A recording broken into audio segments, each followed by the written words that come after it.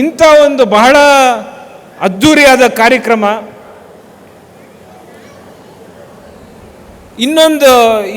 ಯಾವತ್ತು ಇನ್ನೊಂದು ಸನ್ನಿವೇಶ ನಡೆದಿತ್ತು, ಅದನ್ನೊಂದು ಹೇಳಬೇಕು ಈ ಸ್ಟೇಜಲ್ಲಿ ಅಂತ ನನಗೆ ಅನಿಸ್ತಾ ಇದೆ. ಇವತ್ತು ಬೇರೆ ಎಲ್ಲ ವಾರ್ಡ್ಗಳಲ್ಲಿ, ಬೇರೆ ಎಲ್ಲ ಗ್ರಾಮ ಪಂಚಾಯತಿಗಳಲ್ಲಿ ಎಲ್ಲ ಬಹಳ ಸ್ಮೂತಾಗಿ ಎಷ್ಟೆಷ್ಟು ಜನ ರಂಗೋಲಿ ಬಿಡಿಸಿದ್ರೋ ಬಹಳ ಸ್ಮೂತಾಗಾಯಿತು.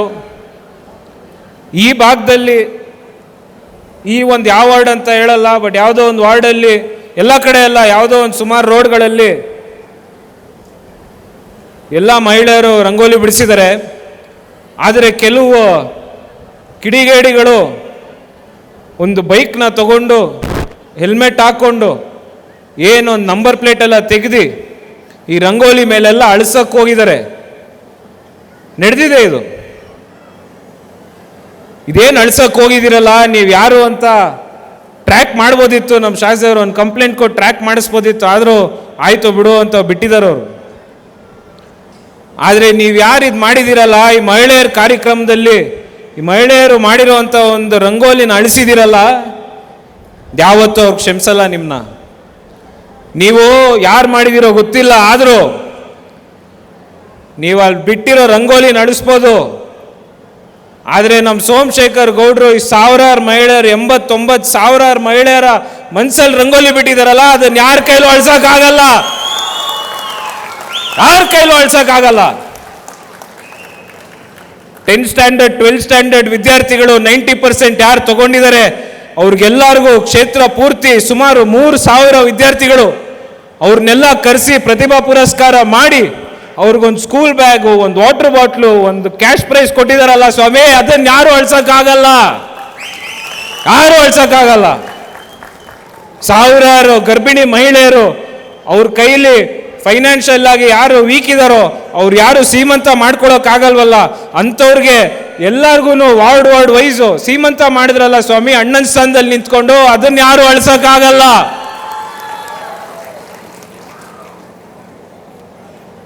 ಕೆಂಗೇರಿ ಕೊಂಗಟ್ಟ ಗ್ರೌಂಡಲ್ಲಿ ಶಿವರಾತ್ರಿ ಮಾಡಿದ್ದಾರೆ, ಶಿವರಾತ್ರಿ ಹಬ್ಬ ಆಚರಣೆ ಮಾಡಿದ್ದಾರೆ.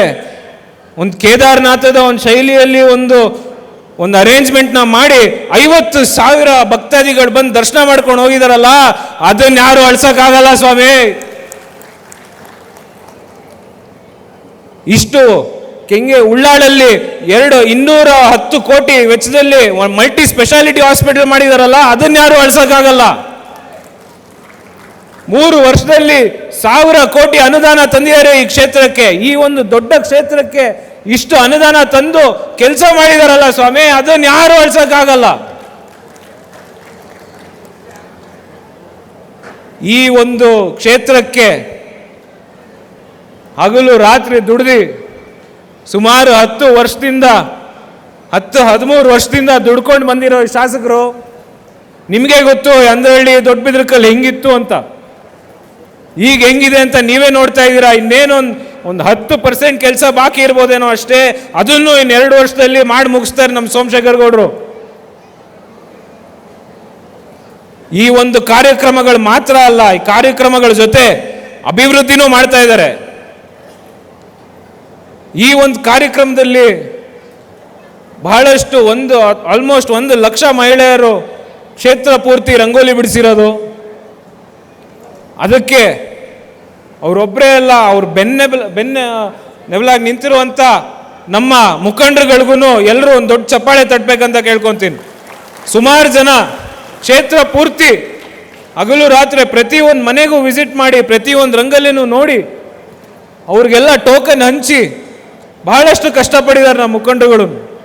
ಮಹಿಳಾ ಮುಖಂಡರಾಗಿರ್ಬೋದು, ಬೇರೆ ಮುಖಂಡರುಗಳಾಗಿರ್ಬೋದು, ಎಲ್ಲರೂ ಅಷ್ಟೇ. ಇಂಥ ಒಂದು ಕಾರ್ಯಕ್ರಮ, ಇಂಥ ಒಂದು ದೊಡ್ಡ ಕಾರ್ಯಕ್ರಮ,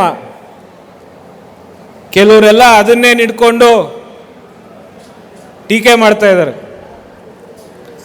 ಇದಕ್ಕೆ ನಮ್ಮ ಕರ್ನಾಟಕದ ಮುಖ್ಯಮಂತ್ರಿಗಳು ಡಿ ಕೆ ಶಿವಕುಮಾರ್ ಅವರು ಪ್ರತಿಯೊಂದು ಸ್ಪೀಚಲ್ಲೂ ಹೇಳ್ತಾರೆ, ಪ್ರತಿಯೊಂದು ಸ್ಪೀಚಲ್ಲೂ ನೋಡಿದ್ದೀನಿ ಇದು ಹೇಳ್ತಾರೆ, ಟೀಕೆಗಳು ಸಾಯ್ತವೆ, ಕೆಲಸಗಳು ಉಳಿತವೆ ಅಂತ. ಅದಕ್ಕೆ ಈ ಒಂದು ಕೆಲಸಗಳನ್ನ ಮಾಡಿ ಈ ಕ್ಷೇತ್ರದಲ್ಲಿ ಒಂದು ಸಾಕ್ಷಿಯ ಗುಡ್ಡೆಗಳನ್ನ ಬಿಟ್ಟು ಹೋಗ್ತಿರುವಂಥ ನಮ್ಮ ಸೋಮಶೇಖರ್ ಗೌಡ್ರಿಗೆ ಯಾರು ಟೀಕೆ ಮಾಡಿದ್ರು ಏನು ತಟ್ಟಲ್ಲ ಸ್ವಾಮಿ. ಅವ್ರ ಅಭಿವೃದ್ಧಿ ಹಂಗಿದೆ, ಅವ್ರ ಕೆಲಸ ಹಂಗಿದೆ, ಅವ್ರ ಈ ಕಾನ್ಸ್ಟಿಟ್ಯೂನ್ಸಿ ಕೊಡುವಂಥ ಡೆಡಿಕೇಶನ್ ಹಂಗಿದೆ. ಇದು ಯಾವುದು ರಾಜಕೀಯ ಪ್ರೇರಿತ ಕಾರ್ಯಕ್ರಮ ಅಲ್ಲ. ಇದು ಒಂದು